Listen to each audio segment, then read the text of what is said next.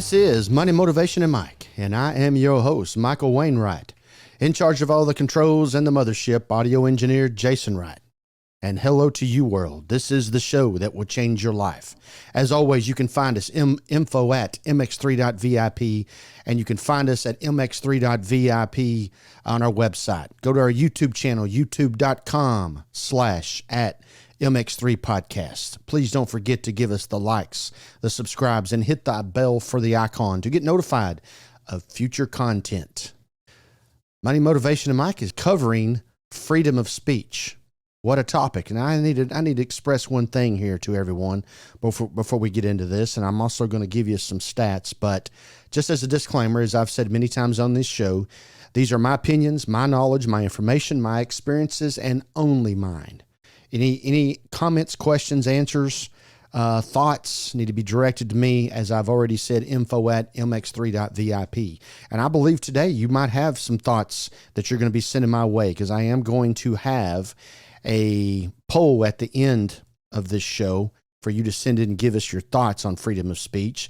And we'll get to that here momentarily. But also, right now, as Jason has given me right before the show started, our current numbers, which in the month of May 2023 was 25,468 downloads.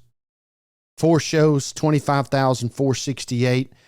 Doesn't take you long to figure out that we're hovering around the 6,400 range per episode in the month of May, continuing to put up what I call astronomical numbers. I'm extremely happy with those numbers as we continue to grow the show, approaching our 1-year anniversary coming up here in the 1st of July. New things coming down the pipe, some exciting stuff that we'll be bringing to you in the future shows to come. And when I say future shows, here within just the next couple of weeks, you will be wanting to tune in. Now, with that being said, of our listening audience that we are obviously so happy and excited about with the numbers that we're continuing to put on the show, 98% of our listeners right now reside in North America. But this is where we have broken into other territories, not only in this country, not only in this continent, but around the world.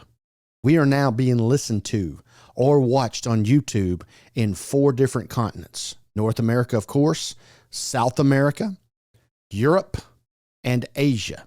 4 of the 7 continents. We are now have listening audience in that, I mean, I'm flattered. It makes the hair on the back of my neck stand up of what you think of our show. For those of you who watch online, and for those who are listening right now, to my right, I have a world map called The Continents of the Earth that my lovely daughter, Brooke, made for me in January of 2001 at the tender age of 4 years old in the preschool that she was attending. It is excellent work, especially for a 4-year-old, and it's the continents. It's all 7, and it's the continent song that maybe many of you, I'm sure, was taught and learned whenever you were growing up. So for those of you who are traveling down the road, listening to the podcast, working out, wherever you are, and you're not in front of the YouTube channel, you might want to go there in the near future and take a look at this lovely piece of art that now is 22 years old that I know will be a part of my life, especially till at least the day I die. Now, back in North America, here are our top 5 cities that listen to Money, Motivation, and Mike on a regular basis. The number 1 listening audience, and I believe it's 12 to 14%, something like that, Jason. Seattle, Washington, the number 1 listener in the United States of America, the number 1 listener in the world. Jacksonville, Florida is number 2. Atlanta, Georgia, number 3. New York City, New York, number 4. Number 5, Honolulu. I think it's our obligated duty, Jason, to go off-site and go to Honolulu to do podcasts and YouTube shows. I think it's definite. You know, last December we did quite a few shows down in the lovely Fort Lauderdale, Florida area. And I think it's time for us to go to Honolulu and hang out for about a week, talk to people on the beach. You can run around behind me with the camera and we could do podcasts right there. Maybe we'll go out on a surfing board or something? No, probably not. All right. Since we are based in Texas, the number one Texas city comes in at 8th, and that's Dallas, Texas. So very, very excited. 4 continents, lots of cities, and it's border to border, coast to coast. It's not in a confined area. Well, this is, as I said, 98% of our listeners are in North America, and only, is it 12, 13, 14? What is it, Jason, on Seattle? Seattle is 12%. 12%. Our largest listening audience is only 12%. That to me, that would tell you, us, that we are very diversified. And we have a lot of listeners in a lot of places. Now, back to the matter at hand, and we'll see how far we get here with our current show. And I'm anticipating this possibly being a 2 episode, but we'll just see where we go. Freedom of speech. It's been on my mind here some time. We have a lot of thoughts that go on with freedom of speech, and a whole lot of those thoughts that we are as not only Americans but living in this in this continent, living in this world. The freedom of speech is a very controversial topic. Now, in the United States of America, the freedom of speech came right off the bat when the amendments were put together in 1776, and the First Amendment. And I'm going to read some of these things to you. As you always know, I like to bring the dictionary version of exactly what we all read, and then go from there and express my opinions and my information from that point. But the First Amendment gives Americans 5 basic freedoms. Number 1 is freedom of speech. Now, I want you to think about that. The First Amendment, the Americans have freedom of speech. That is the first line of the amendments of the Constitution of the United States. Number 1, freedom of speech. Number 2, press. Number 3 is petition. 4 is assembly. And 5 is religion. Now, right there is a couple of shows in its hand. The First Amendment gives Americans 5 basic freedoms, freedom of speech being number 1. With all 5 are important, perhaps freedom of speech is talked about the most. Freedom of speech is the cornerstone of our democracy.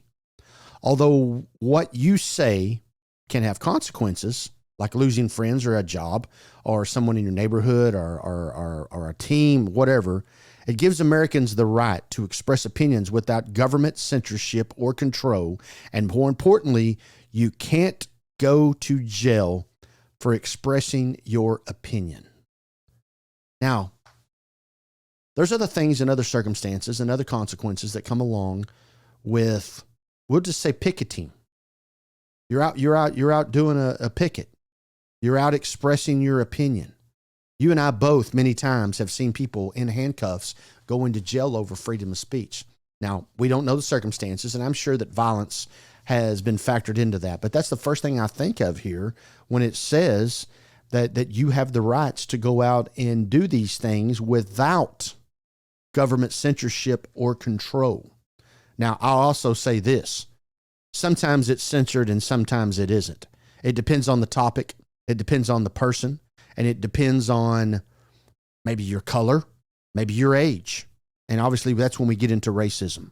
And it seem like that some people get away with everything and some people don't get away with anything. Freedom of speech, it not only protects speech of people like you, but speech of people that don't speak. Because when it comes to free speech, either everyone is protected or no one is at all. Well, that's what it says. And going back to what I just said, maybe it does, maybe it doesn't. It doesn't, excuse me. And I don't think in this day and age that it does work that way. It allows citizens to support political movements and candidates. It gives people the power to call out government corruption and abuse. And most importantly, it empowers people to give unpopular opinions. Now, right there on those subjects, it allows political movement and candidates to be supported. That's your freedom of speech. Now, doesn't it appear that, and I'm going to go back and I'm going to read a quote that I have came up with. Many people, other people have said it as well, but it is something that I believe. Freedom of speech, and here I quote my own comments, you have the right to say what you want as long as you agree with me. That's what freedom of speech is right now to me.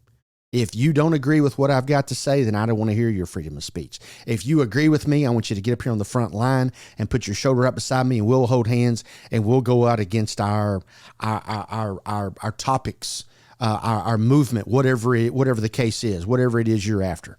You have the right to say what you want as long as you agree with me. I really do believe that. And like I say, this is just my opinion, but it's my opinion from observance. It's my opinion from looking at the media. It's my opinion of looking at social media, at the TV, the radio, etc., the newspaper. That's how I feel about that. The civil rights movement is a perfect example of freedom of speech in action. During the 1950s and 1960s, civil rights activists such as Dr. Martin Luther King Jr. were able to use freedom of speech as a tool to force change within society. Obviously, we know that the JFK and LBJ administrations there of the 1960s were big behind freedom of speech as well. And a first lady back in the 1940s, which I'll touch on here in just a minute, did also. But today's politically changed climate, some people believe that the government should restrict certain speech. Well, frankly, I think they already do. But thankfully, because the First Amendment, everything from car commercials to ferry protests are protected. Once again, I would say, sometimes they are and sometimes they aren't. Now, as I said a couple of paragraphs before, freedom of speech gives the people the power to call out government corruption and abuse. We've had 2 presidents impeached in the last 30 years. That didn't do anything. They got impeached. They didn't leave office. In the last 50 years, we had a president resign. None of these people spent time behind bars. I don't even think they got their hands slapped. We have things that go on right now with our current administration, with our former administration that's now back up for re-election. And things go on and on and on. And this person's getting indicted. And this president's children are getting indicted. And they're being interviewed. Whatever comes of it. Does anybody have an answer to that, Jason? I guess they're expressing their freedom of speech. No one's ever held accountable for this stuff, but it makes the news every day. And it doesn't make any sense to me why we continue to do this stuff, spend thousands and thousands and millions and even billions of dollars on this crap that of taxpayer citizens' monies to go after these things that at the end of the day amount to nothing. I mean, you think about this. Now, whether you are or you aren't a Trump supporter, whether you believe or disbelieve, whether the stuff that comes out of his mouth is true or not, he's been impeached. And he's up for re-election. And right now, he's probably the top candidate for the Republican Party. So what does it mean to be impeached? To me, that's like getting hung in the local square. That's a big time deal. Not in this country. It just means you get to go do it again the next day, I guess. Because accountability is, well, you know what we need to do? We need to have more accountability conversations on this show and continue to talk to people about what it means to be accountable. Maybe we could do some show recordings and send them up to Washington, D.C. I think everybody up there could use some of that. How in the world, when it comes to freedom of speech, and in this United States of America, in this Washington, D.C. capital, freedom of speech is also the freedom to spend. And we haven't balanced a budget and when. And even if we do, a week later, they just do some kind of amendment and print some more money and typically send it to somewhere else outside these borders and these boundaries from border to border, coast to coast. I don't know. As I said, 1960s, JFK, LBJ, and going all the way back to the 1940s with First Lady Eleanor Roosevelt and the Universal Declaration of Human Rights of 1948. And believe it or not, at that time, Jason and listening audience, only 19 states had. Everyone has the right to freedom of opinion and expression. Only 19 states in 1948 were we doing such. And going all the way back to the 1700s, one of the world's first freedom of press acts was introduced in Sweden in 1766. Excuse me, 1766. Obviously, 1776 was on my brain for obvious reasons as the birth date of this country. But The Freedom of Speech Act, introduced by the in Sweden in 1766, mainly was due to the classical liberal membership of the parliament. So here you go again. A group doesn't like what another group is doing, so they go out and express freedom of speech. And then here we go, back and forth, left and right, up and down. And has that roller coaster, that merry-go-round, that whatever, continue to this day, probably thicker and stronger than ever. And a whole lot of that is because of social media. And while we're right there, as I continue to go through my notes and talk about some of the things that I wanted to talk about, social media, freedom of speech. And Jason and I were talking off the air. Why does YouTube and Twitter and all these other social media outlets, why are they allowed to censor your stuff? Why are they allowed, if you agree with them, just like I said in my comments, you have the right to say and do what you want as long as you agree with me. So why is it that some people get to go on there and say what's really on their mind, and other people get to go on these outlets and say what's really on their mind, and they get blocked and lose their account within a matter of minutes? I don't know. Freedom of speech, number one amendment in the United States of America in the Constitution, 1776. It applies to some, and some it does not.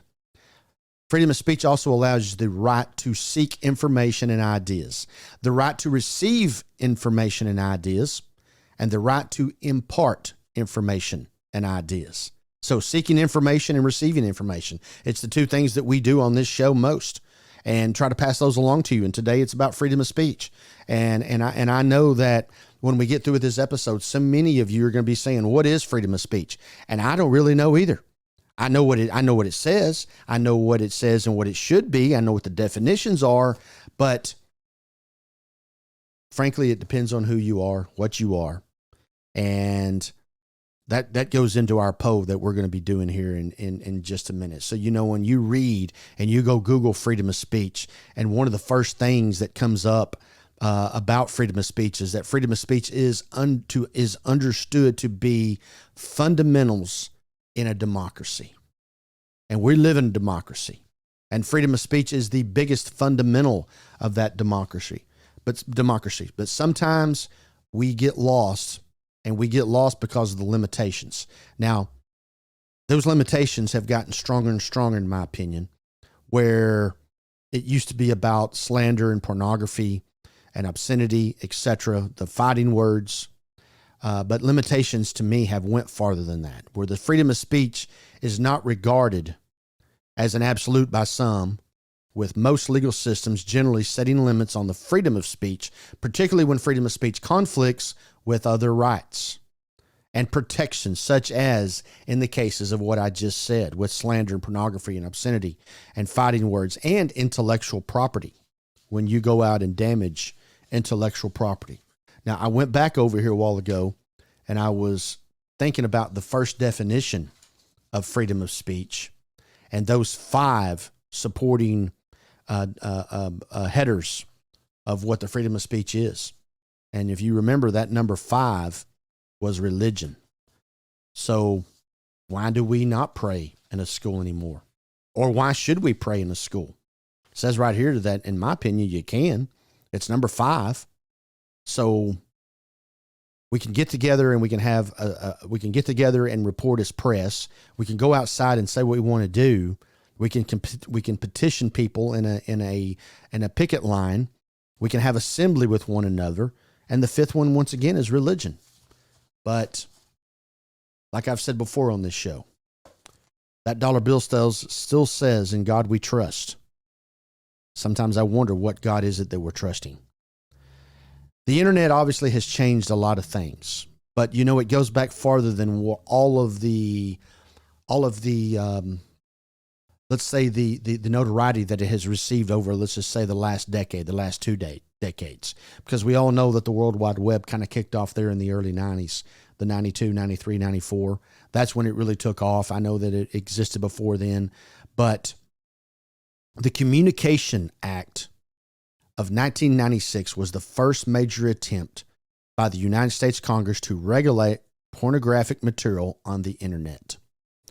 In 1997, in the landmark cyber law case of Reno versus ACLU, the Supreme Court practically overturned the law.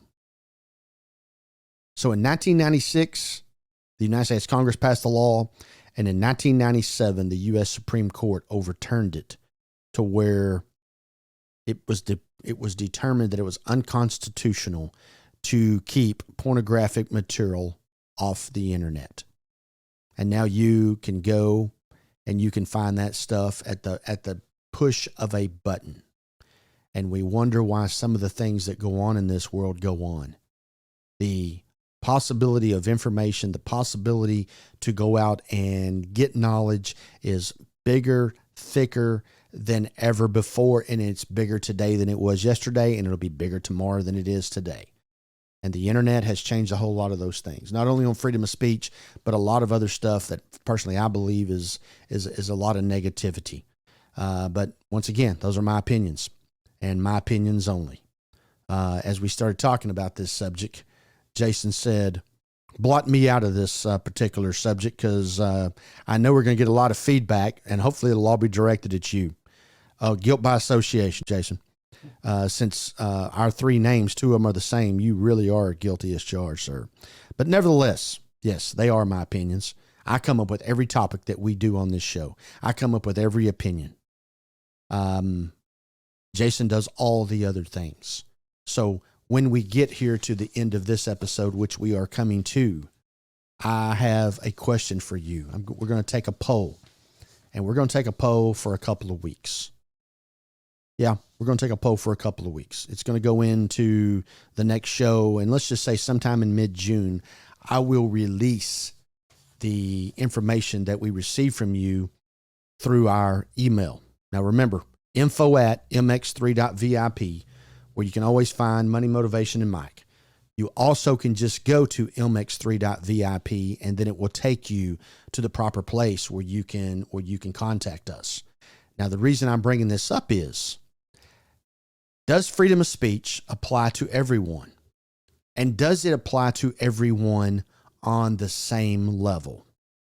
My opinion is no.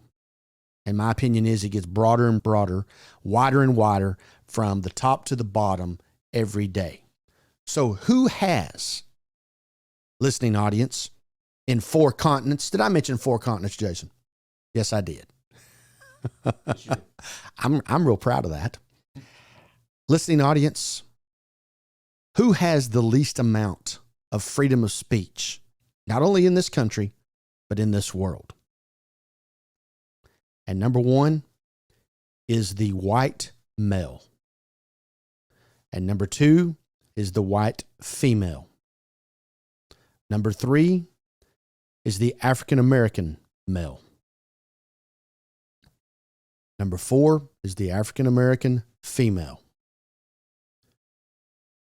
And number 5, we're going to call other. Your Native American, your Hispanic, the Europeans, the French, etc., etc., etc. So, which group in this country, which group in this world has least amount of freedom of speech? The white male, the white female, the African American male, the African American female, or other? And we're going to take this poll over the next couple of weeks. I saw a poll like this taken, and frankly, I wasn't surprised by what ended up being the number 1 topic that was chosen as the least group of freedom of speech. There's your 5 topics. Jason, can we somehow get that put on the website? Working on it now. Oh, always right, thinking the same exact things that I am. Your last name is Wright. That's right. And so you were right on it. No pun intended. Yes, when you get into topics such as these, freedom of speech and race and religion and some of these other things that we're going to be covering, on Money, Motivation, and Mike, we always stay on the positive side of things. And as you can see today, I don't believe that I took a stance on either direction especially on politics, especially on religion. Just like I said, it says here one of your freedom of speech is religion. So why can't you do this? Or why should you be able to do this? Why don't you get to do this? Prayer, whatever. Same thing with the politics and the administrations that we've had over the last decade, the administrations that we've had over the last 30, 40 years, and the things that have not went correct, starting at the nation's capital in Washington, D.C., America. All those things, you think about that stuff, and then you go and tell me which one of these groups that you feel has the least amount of freedom of speech today. Positively motivating you to become a better person on a regular basis. You can always reach us, info@mx3.vip. Our website is mx3.vip. And you could also go to our YouTube channel, youtube.com/@MX3 Podcast. And please give us like, subscribes, and hit the bell icon so that you receive a notification anytime we have new content, which, as you always know, is every Monday morning at 9 o'clock. Money Motivation and I continues to be impressed with the listeners of this listening audience and the body of work that you continue to comment on. It is flattering to the infinite degree. For everyone who's been a part of this one, live your life the right way.